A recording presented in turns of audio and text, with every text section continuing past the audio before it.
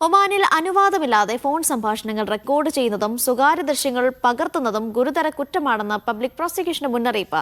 വ്യക്തികളുടെ അനുമതിയോ നിയമപരമായ അനുവാദമോ ഇല്ലാതെ ഡിജിറ്റൽ ഇടങ്ങളിലെ പ്രവൃത്തികൾക്ക് കനത്ത ശിക്ഷ ലഭിക്കുമെന്നും മുന്നറിയിപ്പിൽ പറയുന്നു. നിയമലംഘകർക്ക് 3 വർഷം വരെ തടവോ 5000 ഒമാനി റിയാൽ വരെ പിഴയോ രണ്ടും കൂടിയോ ശിക്ഷയായി ലഭിക്കാവുന്നതാണ്.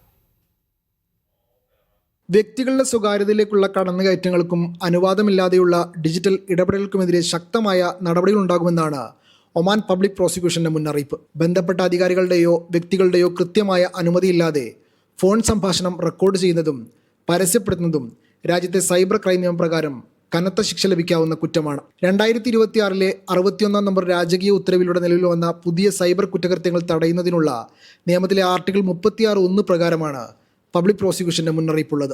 നിയമം ലംഘിക്കുന്നവർക്ക് 3 വർഷം വരെ തടവോ 5000 ഒമാനി റിയാൽ വരെ പിഴയോ ഇവ രണ്ടും കൂടിയ ശിക്ഷയോ ലഭിച്ചേക്കാം.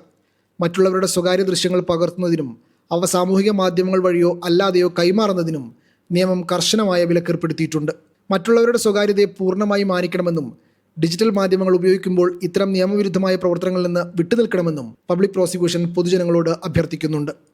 Media 1, Muscat.